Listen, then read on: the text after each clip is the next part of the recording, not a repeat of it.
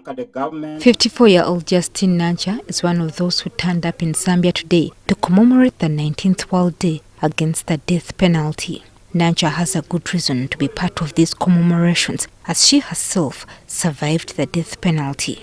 Mwami bya mukama ne group ye bansalira ogwokufa olokuba mwanyina ze yeyadduse n'agenda neki n'agenda mbu yakozesa pisto okukola lobbali gwe ssaali naye mu programu yange gwe ssaali naye mu ki muntu oba nali naye nga tubeera ffenna. Nancha's salvation came in 2005 when the Foundation for Human Rights Initiative decided to launch a court case arguing that those who had been on death row for several years were being held under degrading and inhuman treatment. In 2009, the Foundation for Human Rights Initiative secured a ruling from the Supreme Court that if a death sentence is not carried out in 3 years, it should be commuted to life. But up to now, Nancha can't forget the horror that she went through. My judge died because I was in prison. All of them, I found them dead and buried.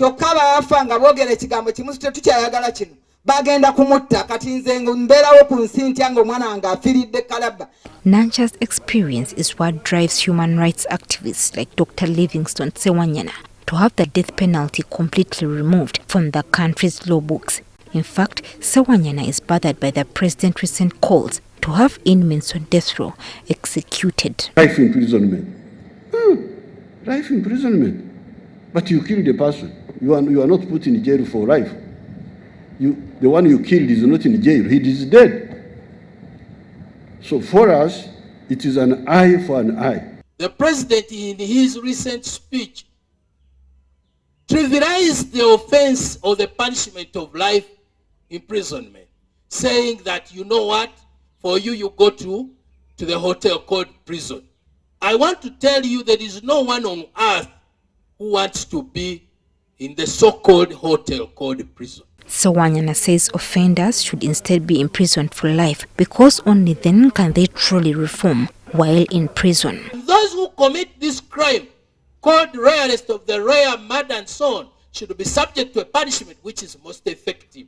And that punishment has been proven to be life imprisonment. When you look at the tenets of a sentence, the basic tenets of a sentence, they include reformation, change, and deterrence.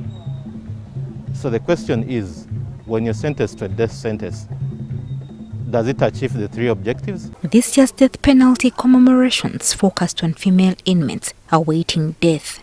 Ssewanyana believes the conviction of women to death row is something that needs to be reviewed as well.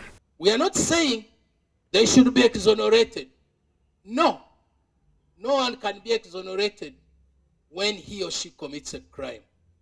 But they should be seen in a different light.